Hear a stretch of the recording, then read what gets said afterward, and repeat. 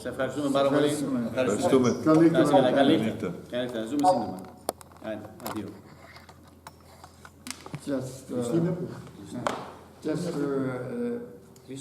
Magdalena is from Poland, and she's absolutely Greek. And just to put her in the picture, what Mr Sizopoulos is the leader of the Socialist Party, Democratic Socialist Party in Cyprus, and he had the time to answer some of our questions and our concerns and worries about what is happening in Cyprus and the way forward. So yeah, I mean that is very important. I think this is what the message is, that we have to enlighten our people in the community. Absolutely. Every one of them, whatever party they belong, that is important that they are aware of what is happening, the dangers that are happening for the future of Cyprus, and the needs that they can pass that message to every relative they have in Cyprus, no matter what party they are, because the relation, the family is more important than the party. So, I believe that. I would think that one of the most important things in any negotiations, in any solution, is that you have to have transparency. And the president, together with the negotiating team, has to be transparent to the people of Cyprus, to the citizens of Cyprus. Because it's the citizens in the end who are going to vote for a solution. And if you leave it to the last minute like they did in 2004 during the Nan plan, there might be, again, failure if, obviously, the terms of the negotiations are not the right ones. The quicker you allow the population and the people to know about a solution, the quicker they can make up their mind, and the quicker they can ask questions. The president is elected by the people, and he has to listen to the people. He can't just go and decide and force a solution on a country. Yeah. That's what I would like to say. Yes, of course, and all the signs we have now that the negotiations are leading into a deadlock. And this is when that deadlock arrives, then the people have to take a vote.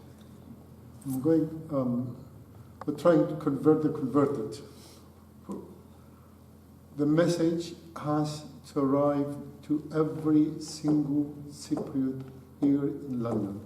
And our duty now is to find ways, when Marinos is here on the 11th and the 12th, to find ways to come in contact with these people, either through a GR or whatever. Theatro, down to Brotherhood.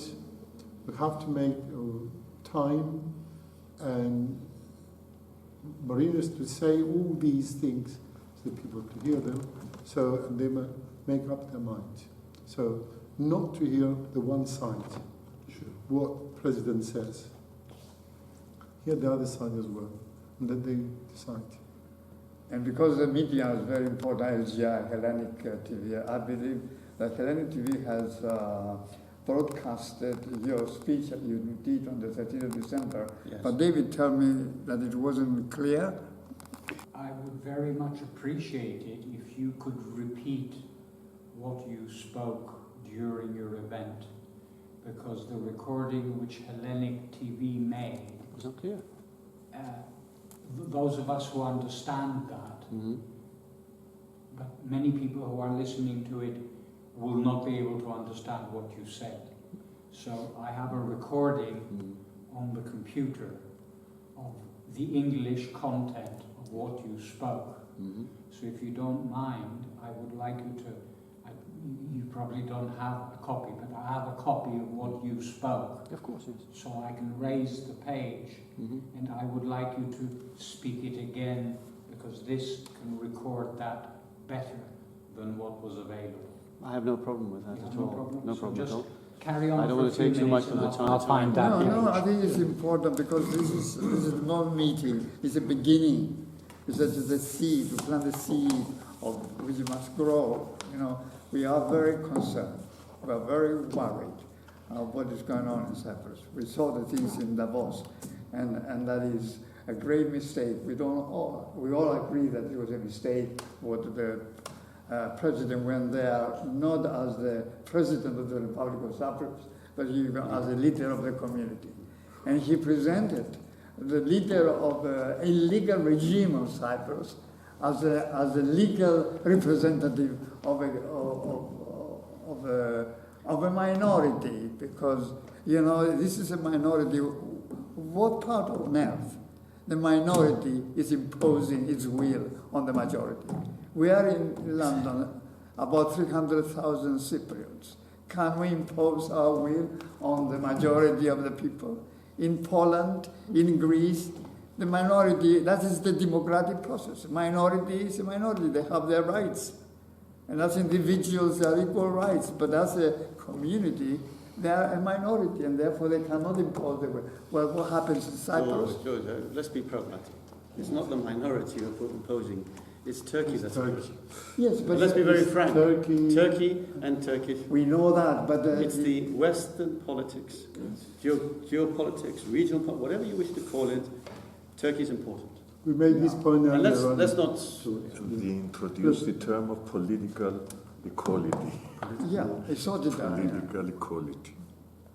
The United States supports Turkey. The whole Europe, they shut up. They don't say a word. You know, they want Turkey to become member on its own term, on Turkey's term, not on European terms. So it's not the minority; it's the majority. Is of international. Yes, but they use the minority, you know, to be as a, you know, they use the minority. They don't come out, they use the minority to Cypriots. You know who was present there, so I don't need to do that. Yeah, I don't need to say who was present. All right, I'm going to read through it as quickly as I can. Right, I started off by saying no true Democrat should endorse bicommunalism, bizonality, segregation, or any other odious forms of a division. And I started off, our dinner and dance was on the 13th of December.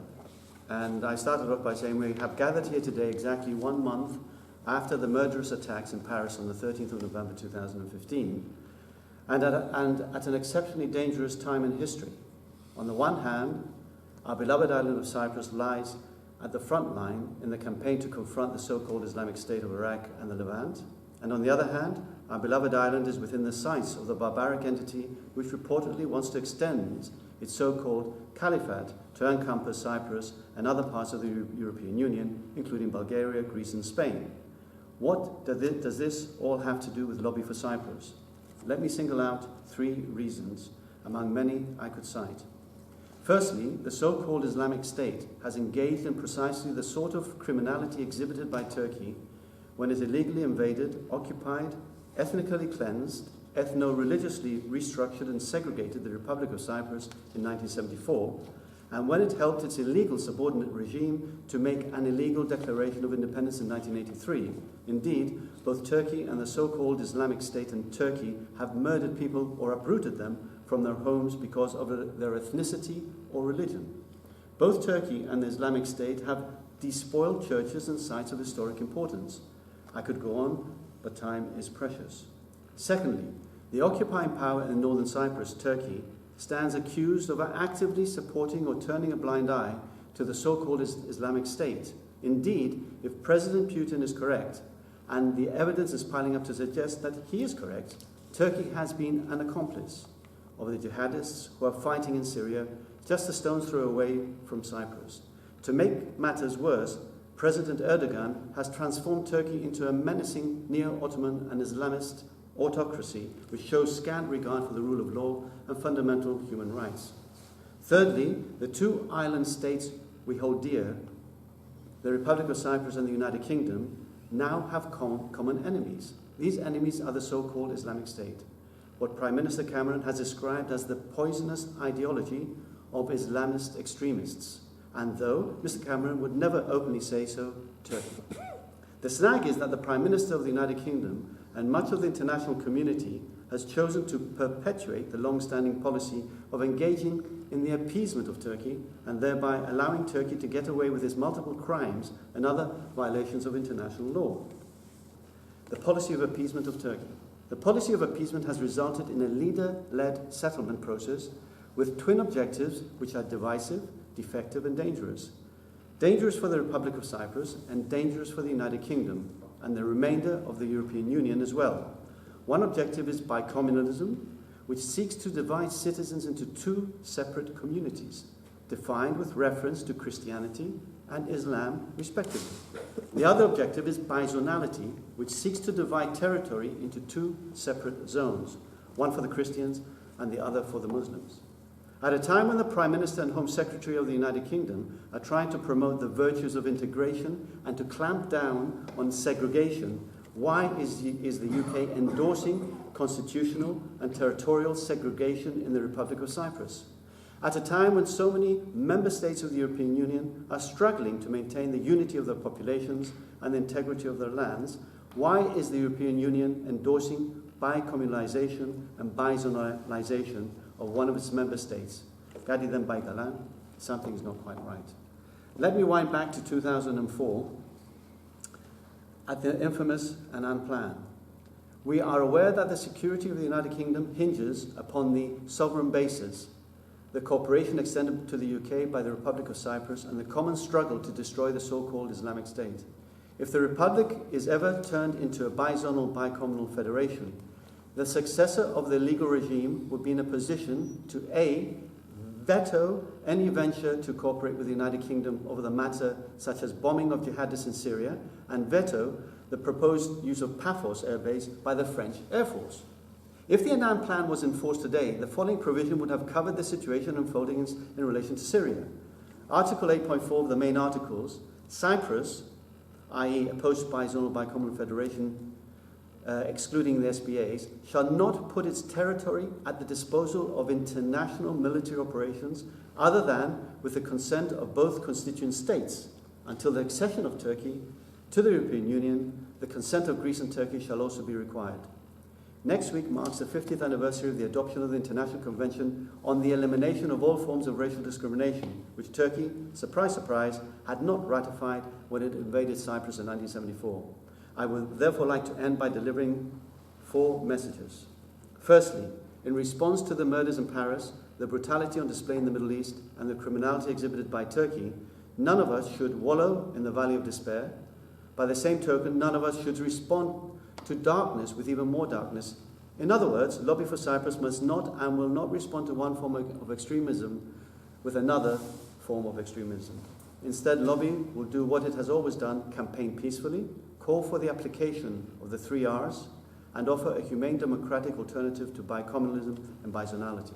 Secondly, nobody who calls himself or herself a Democrat should accept the ongoing occupation of the northern Cyprus and the occupying power of and segregator-in-chief Turkey. Nor should any true Democrat endorse bicommunalism, bizonality, segregation, or any other odious forms of division. The UK should turn its back to bicommunalism, bizonality. Thirdly, and I'm looking to the future as I say this, the United Kingdom needs to wake up, confront the truth, and be true to what it has signed up to on paper. For its own sake, as much as for the sake of the Republic of Cyprus, the United Kingdom must start to apply in Cyprus the uplifting and enlightened values of liberal democracy, such as human rights, rule of law, the principle of equality, the prohibition against discrimination, the principle of liberty, and the principle of dignity. The United Kingdom also needs to turn its back on bicommunalism and bizonality before it's too late. Finally, I leave you with this thought in the foreword to the British government's counter-extremism published on the 19th of October 2015. Prime Minister Cameron ventured some candid thoughts. Mr. Cameron did not refer to Turkey, let alone British policy towards Cyprus, but he might well have done so. This is what Mr. Cameron actually wrote. In the past, I believe governments made the wrong choice. Whether in the face of Islamist or neo-Nazi extremism, we were too tolerant or of intolerance, too afraid to cause offence. We seem to lack the strength and resolve to stand up for what is right, even when the damage being done by extremists was all too clear. Mr. Cameron was right, but he needs to be true to his words and abandon his policy of appeasement and stand up to Turkey before it's too late. And I would remind Mr. Cameron of what was once said by one of his predecessors, Sir Winston Churchill. An appeaser is one who feeds a crocodile, hoping it will eat him fast. Pardon me. Hoping it will eat him last. Anyway, that's interesting. Whether anyone listens to what we say or not, politics is dealt with at a very high level. And sometimes words alone will not change international politics. No, but they're an important part to persuade people and think again, you know. And that's why recording this speech and with David... Could I ask what response we have had from the British MPs who have received the content of your comments? Interesting. What response have we had? Well, on the night, the response was very positive towards a solution. But let us not fool ourselves. I mean, these are politicians.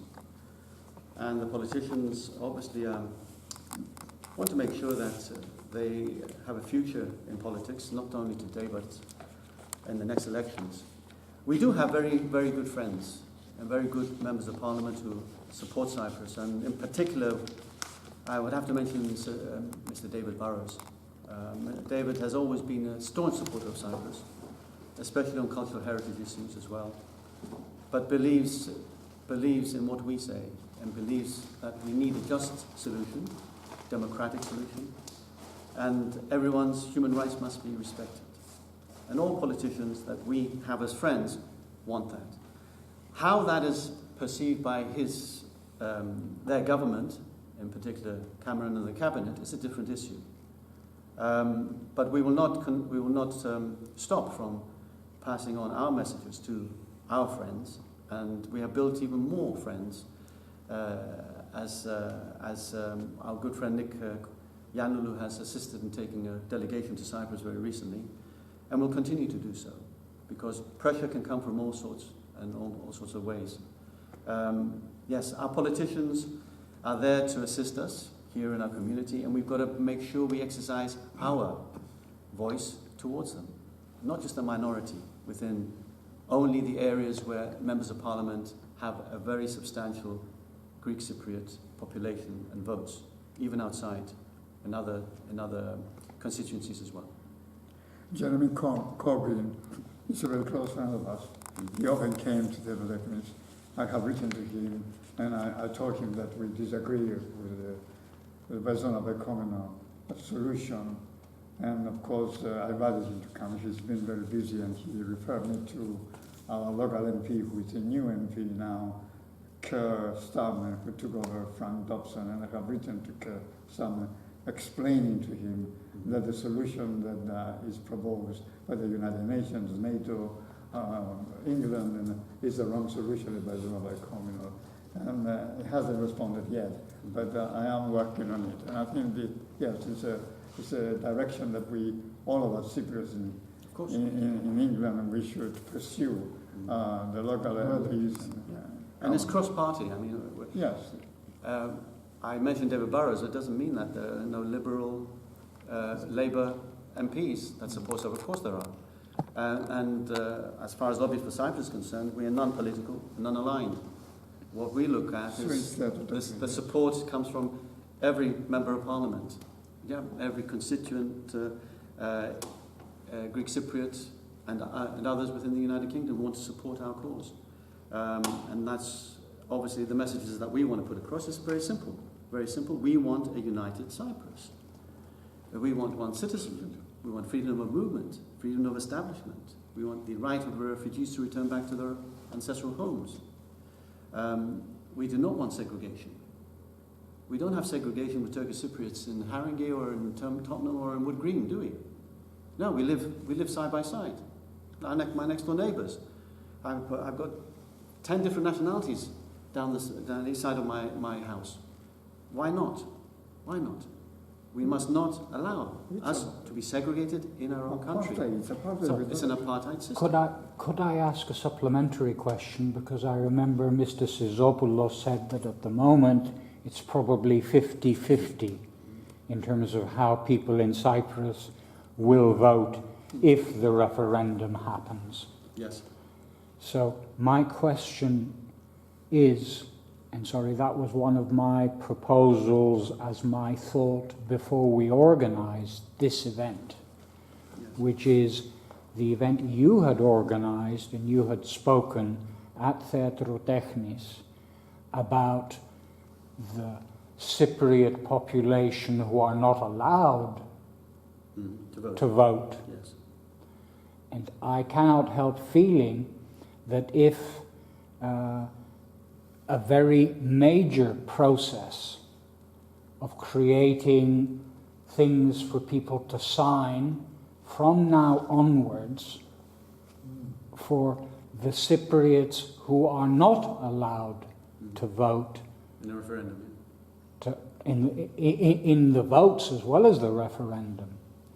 But furthermore, can we start having a petition for people who are not allowed to vote to sign a petition to say they are demanding for the vote to be allowed before the referendum is formalized? And that would be an issue that I would like to see returned back to Mr Sizopoulos. I did not want to speak at the time when he was speaking. But the issue is, because he spoke during the event when he was here in October, he spoke about how he feels that, yes, people like me, I've been in England since I was 18 years old. What chance do I have of voting for? We talked about other places. We never talk about Kyrenia.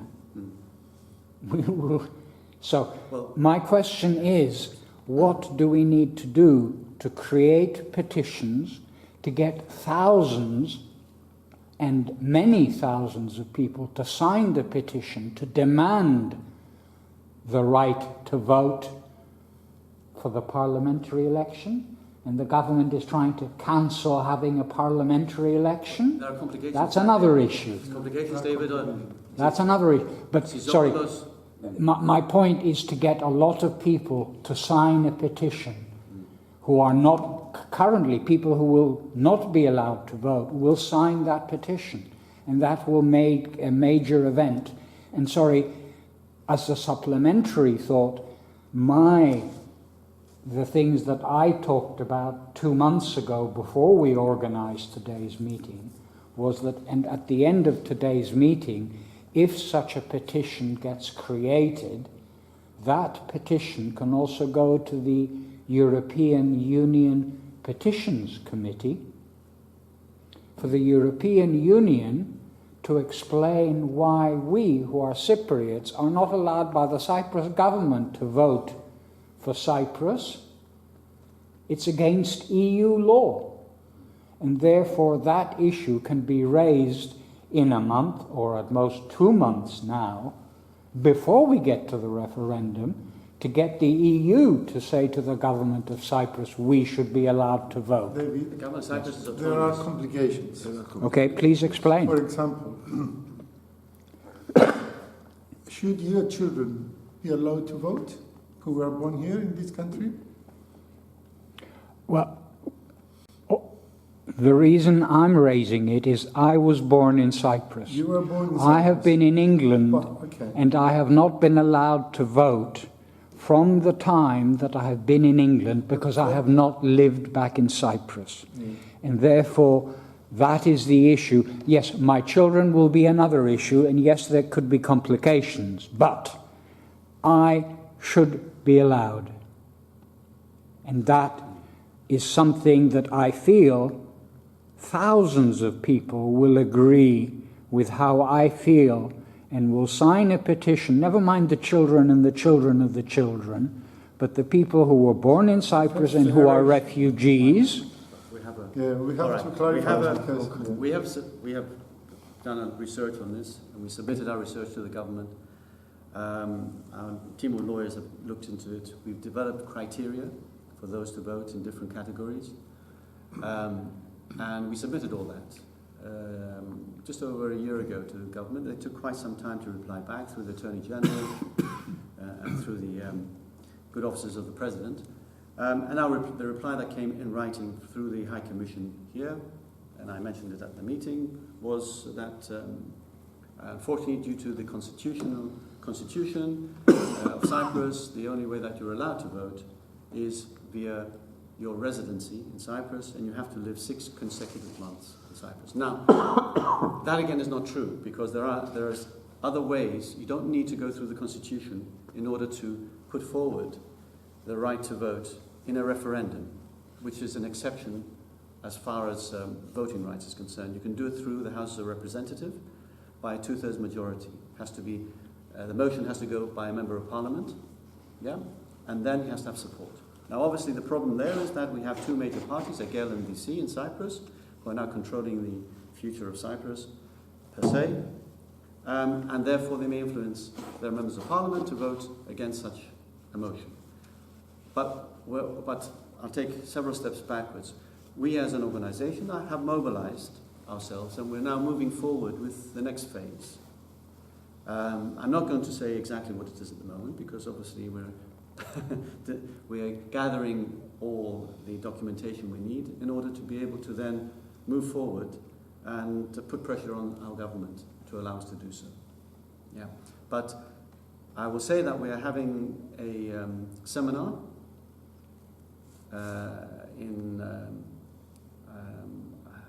I'll be able to give you the exact date, which is, I can't remember the exact date now. We only completed it last Thursday, and I can't remember off the top of my mind, but I will advise you of that date, David. And the seminar, it's in February? No, it's not in February. No, it's in March? I believe it's in May. Well, I believe that there was due to be a meeting in February, and there was due to be another meeting in March, for when we talked in December. February and May. So now it's in May. The objective of that meeting is to bring international legal experts on human rights, bring on constitutional issues as well as voting. So they'll be analysing all the different countries, that's Bosnia and Sudan, the Sudan models, and all the different models, the Swiss models and so forth, to show that basically we can have the right to vote, as other minorities did have. But that will be in May. But we're leading towards that. Isn't there a possibility that the referendum might be declared before we get to that in May? No, not at all. No, that's not no, it won't be. It'll be post June, July, August, post that. The main point is that you have to follow a process in order to achieve a goal. And we're trying to mobilise ourselves by getting total support here in the UK, but also from Cyprus. Because you can only venture forward and put yourself in front of a government if you have been mobilised by not 1,000, 10,000, 20,000, but 100, 200, 300,000 people. But couldn't starting a petition from next week create 200, 300,000 people within the next month? It's not our approach. It's not our approach. I mean, I don't say don't do it, but that is not the approach that we are taking. Yeah, we are following a plan, and we want to continue with that. A petition, fine. We have had petitions for the travel and so forth. We're doing. Would you support me in Theatro Technis, and we have to ask other people whether such a petition should be created, perhaps not by Lobby for Cyprus, but will Lobby for Cyprus support Theatro Technis, and will Omospondia, when Mihalis comes back, unfortunately he's just gone out, yeah. but that would be one of the issues that I would like to raise. Mm-hmm. And sorry, I'm also raising that because it was Mr Sizopoulos who said that he is coming in March. Correct. And he had said to me, rather than coming today, could we organize a special event for him at Theatro Technis, over and above what the party will do? Because they'll be doing food, they'll be doing music, they'll be doing all kinds of other things. So the amount of time, so because I asked, will you have something in February? You said no. No, we're not. No. So in March, over and above Mr Sizopoulos coming, I also contacted Eleni Theocharous. And Eleni Theocharous was not able to come for yesterday or today. But she is one other person David, that... Our approach is that what we want to do is not have our own people try to convert ourselves. We want the international community to participate, so the message goes out, not only to our media, but the international media as well, about our issue.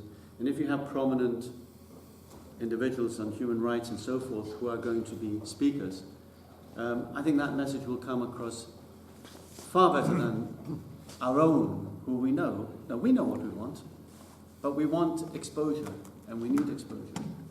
And one of the ways is obviously being prominent people who will bring in ambassadors and so forth. It'll bring in the Foreign Office. Everybody will come to listen because they'll have an interest to find out what is going on, as we did in a lot of other seminars that we've had, where the Foreign Office attended. Then Russian embassies, different embassies came because they had an interest. And then what is happening here? It's not just myself and Mihalis and Klearchos or others involved in speakers and so forth. And that is the angle that we want to take, because... Yeah, that's fine, that angle is fine, but yes. What we are concerned now is the Cypriot community to mobilize it for the referendum. We're doing that. I think that is important to enlighten them and say that, look, you know, don't be influenced by the big parties and tell you vote and be a yes vote, but think the dangers of the Cyprus future if you're not aware. And this is to enlighten them. Absolutely. And this is our community. And one of the things, again, I always said, Omospondia have made a stupid decision that they should follow each government. I mean, I was one of the founders of the Omospondia, Dr. Kabibis. I think it's about time. You have to clarify that. That's right, yes. It's not the... When we have meetings with officials, government of this country, then we have to follow the policy of democratically elected government of Cyprus. Now, if we have other issues in our community that is not binding, for example, I'm here now, if that was against the rules, if what you said earlier on is right, I shouldn't be here. Because what I am doing here right now is taking a stand against the decision of the government in office in Cyprus. I'm against it. Because also you're a representative of your party. And I'm the vice president of the federation. And also you're a representative of your own party, which officially has taken a stand against the government. Well, I think one of the issues that we've talked about quite a lot now in the community, and a lot of people have voiced, is that the federation should not be dominated by the political parties. Yeah. I think the political parties should play no role. They should be separate outside as members, as other members are. The executive and so forth should be elected from the community. Yeah. From the community. Yes, that's how it is. From the members who are down there, will nominate people. Yeah. And this is democratic. Because, I mean, Mihalis has been there for so many years. There is no other country in the diaspora, Greek Cypriot community, that has this type of model that I know of. You know the reason why. I do know the reason why. Because our main problem is a political problem nowadays. If the Cyprus question is resolved and you have this political problem, then what you said earlier on, it is right. But now, because it is political, and the political parties are involved, those are the ones who shape the policy of the government and so forth. In Cyprus? Yes, in Cyprus. I'm talking about in England. Yeah. In England. That's what I'm talking about. The political parties here The Greek Cypriot political parties in Cyprus are established here in England. I spoke to Philip Christopher last Thursday. They don't have political parties as part of the political parties and leaders of the political parties in the diaspora as part of SEGA. Yeah. Now, there's no need. There's no need. Because, obviously, you draw the line of Edek.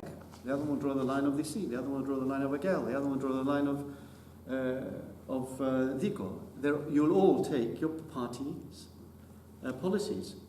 And you're bringing that into a federal, it's a similar solution to Cyprus now, an unworkable solution, because you have disagreements. This is what I was just after all these years. I'm not saying, see, I know everybody within them.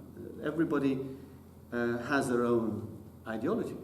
I do believe in that, yes. Mihalis has and everybody else has.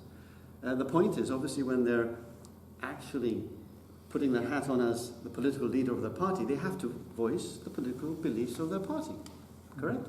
Because that's why you are the head of Edek. That's why you're head of Diko. Yeah, I mean, like the Cyprus problem is objectively is not because I'm a member of the party, is my concern about Cyprus as a Cypriot, you know, and that is why we are not members of the federation. Yeah. As well, Lobby for I Cyprus. am a member, but we don't official members. I mean, we're not as an organisation member, but members of Lobby for Cyprus, individual members who are members of associations, refugee associations or other associations, yes, are part of the federation, and that's there's no reason why they cannot. So the federation can play an important role in enlightening the people.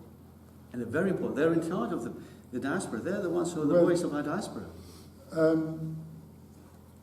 Here is the dilemma to enlighten the community on which policy? The official policy of the government? No, but what we are now we're here, our concern about Cyprus, and to tell that the official line of the government is not putting dangers to Cyprus people for the long term. Well, that's why we have end up with Anastasiadis president now. If the people think before they vote for him, after that, wouldn't have him. Yeah, I mean, Papadopoulos is coming next Saturday. People voted for him, so we have to respect that. Yes, but we have to respect every president, whoever they may be. Yeah, but and we're not being personal against anybody. Yeah, he's an elected member, and we respect him. I mean, he's the wrong man to be voted. I mean, I could stand to remember that man when he talked. He was talking that's all right, personal view. And I was imagine that. I wasn't political. That's all right, Maria. That's a personal view. It's personal view. Yes, we're talking about objectively now. What he's doing for Cyprus. I mean, we all agree now. We all agree that what he did at Davos was wrong. Papadopoulos is coming next Saturday. Correct. Yes. Okay. He will explain what he will put his thoughts to the community here. Yeah. So the community has the chance to listen to what he says. A month later, Sizopoulos is here. So, yes, the community will have the chance to listen to different views from the government.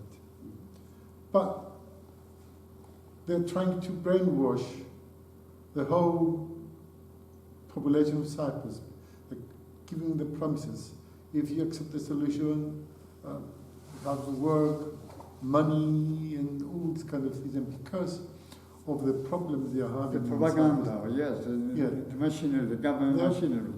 They're buying the solution, with false promises. Well, this is why we should work, and really, I mean, I was surprised to hear on Megat TV Vasiliou making the comment that we should not talk about the Cyprus problem. We should not discuss it. Let the government, let Mr. Nasseres carry on. I was shocked. Did you hear that on Vasiliou when he was interviewed with Annie? And he said we should not talk about it. Everybody says this and that and that. We should not discuss it. We want people to discuss. See, what we say as lobby is it's not a Cyprus problem, it's a Turkish problem. No, we have a Republic of Cyprus, yeah, and we're a sovereign nation. The problem lies with Turkey, because Turkey is the one that dictates the solution. That's good. To come on this very point, I was earlier on going to make a comment. We don't need to reunite Cyprus. Cyprus is united. It's one Cyprus united. Don't forget. So when we talk about to reunite Cyprus, Yes, the unity of Cyprus was broken by the invasion. And It's about to be. It's that was illegal. That So was you illegal. don't have- illegal. That's what I mean. Yeah. And under European law, the whole territory of Cyprus belongs to the Republic of Cyprus. Absolutely. Every single piece of land and Yes, water. but they're about to abolish the whole thing, are they not? Is that not what the EU and the UN and Britain are trying to do, which is to abolish the Republic of Cyprus? And everything that you are talking about, I'm sorry, I understand what you're saying, but sorry, they're going to abolish all that. And that 50-50% is very dangerous. And I'm sorry, that's why this event has been called upon. And I'm sorry, I'm going to come in with another subject, which is, sorry, you had gone out for a few minutes when I spoke. When I spoke to Mr. Sizopoulos originally about him coming today, he said no, he could not come. It was very kind of him to contact us through Skype. But when I spoke to him on the phone 2 weeks ago, he said he's coming for the event that you had mentioned. Is it the 11th? 11th March. So he said, can we organize another event on the 10th of March?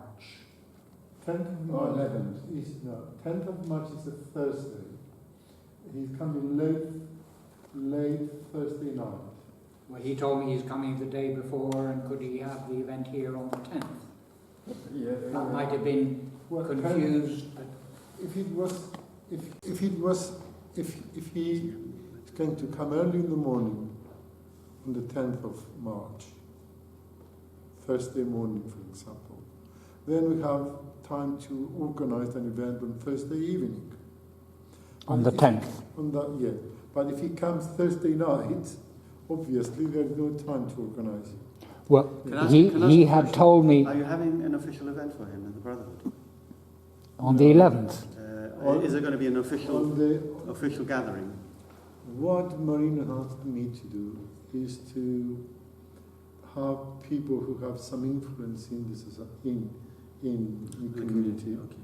Yes. and do something similar. We did in October. I understand. But more people, say 50, 100 people, I understand. who have other associations of refugees or other organizations, or people who have influence, to... By invitation, you say? By invitation only? Or open invitation? No, I haven't thought about it yet. But as many people as they can. The reason why I'm saying that, from my experience, if he's coming for such a short period of time, to have two events is going to be difficult. You're going to split people. And people may go to a main event and then not come to a second event. Or that you won't get the same people going to the second event. So this is something you have to think very carefully. On the 11th, they're only talking, if you are realistic, the only time we can have a meeting is on the 11th. Right. But this is available, the 11th. Okay, so sorry, my next question is that I know that Mr. Sizopoulos met with Dr. Eleni Theocharous, and the other minority parties in Cyprus have also met with Eleni Theocharous and Mr. Sizopoulos, and a new process is being created within the parties in Cyprus, and that is why I had very belatedly invited Eleni Theocharous to be here tonight, as well as Mr. Sizopoulos. So my next question is, with reference to the event, if we're not going to talk about having one event on the 10th and another event on the 11th, then, what we had in mind, sorry George, I don't know if I'm expressing you as well, was that we could have Mr Sizopoulos, Mrs Eleni Theocharous, and there's the other UN special representative who had been at very many meetings in Cyprus. Are you talking about the 10th or the 11th? The 11th, because the 11th and 12th of February is available. Not another day. So, I'm not aware about meeting Eleni Theocharous. If he has met her. He was mentioned that he was off to Saudi after my question to meet people to talk about it. He mentioned, now I'm off. So yes, I'm sorry, I'm talking about a broader meeting than just your party is what we had in mind for the event tonight. And the UN special representative who thoroughly, critically condemned the Annan plan, which is being re-established now. Who was that? I'll find the He was papers. Sometime in April, a month later. He could not come tonight either, but... Well, we'll find out if a date in anybody else. We could find it. So if we have from now until... To combine it might be difficult. Well, I know, but that's what I'm saying, that George and I, and I spoke to you on the phone before your 13th of December event to describe what we were trying to create at Theatro Technis. We'd already had in our meetings before specifically set 2 seminars, although the dates weren't set. Well, Because we have February and March. No, February and May. Okay. But I mean, we're having 2 seminars. One on the right to vote, and the other one's on property. Bringing different people together is a very difficult thing because So they all the have other- their commitments. Sorry, the other person that I'm referring to that I had invited to come to Theatro Technis 2 years ago was Alfred de Zias. And Alfred de Zias was invited by the Omospondia of Keriniotes and my uncle Alex Efthimoulou in the Cyprus Weekly published a number of newspaper articles about what Alfred de Zias was doing, and I invited him to come to Theatro Technis 2 years ago. He couldn't. I invited him also to come to this event tonight, and no, he couldn't. And I let him know that when we organize another event, probably in March, could he come to that? And I also informed Eleni Theocharous, could she also come? So if we're then talking about 2 events, What do you mean? I'm just explaining I know told. what you're getting at. Okay. If my view is that you ask all these people who want to come together to give you a date in April. Could you give us a date in April you can make it?